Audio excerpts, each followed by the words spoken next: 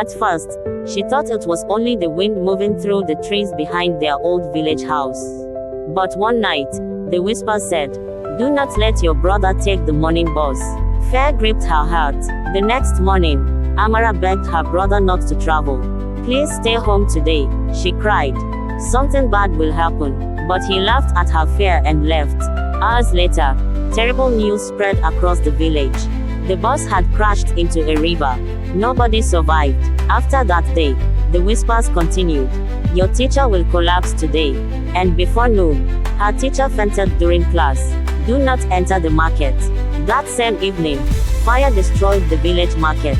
Soon, everyone feared Amara.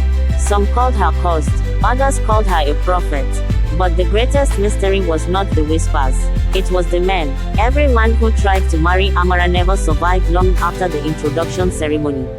The first man died in a mysterious motorcycle accident 3 days after meeting her family. The second suddenly became mentally unstable, screaming every midnight that a shadowy man was chasing him. The third disappeared completely on his way back from Amara's village. People began calling her the deadly virgin. Even pastors refused to pray for her. Yet Amara herself lived in fear because every midnight, after the whispers ended, she always saw the shadow of a tall man standing beside her window, watching her, waiting. Then David entered her life, a handsome young mechanic newly transferred to the village. Unlike others, David was not afraid of Amara. Slowly, they fell deeply in love. For the first time in years, Amara believed she could finally have a normal life. But after David came for introduction, strange things started happening. He began waking up with deep scratches on his body. He heard footsteps outside his room every night. Sometimes he saw a dark figure standing behind Amara whenever she smiled at him. Then one midnight, the whisper returned louder than ever before. "He cannot marry you." Amara trembled.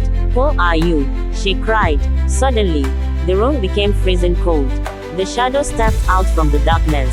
A tall man with hollow eyes and a terrifying voice. "I am your husband," Amara screamed. The spirit revealed the terrible secret her mother had hidden for years. As a child, Amara had been dedicated to a powerful river spirit after suffering from a deadly sickness.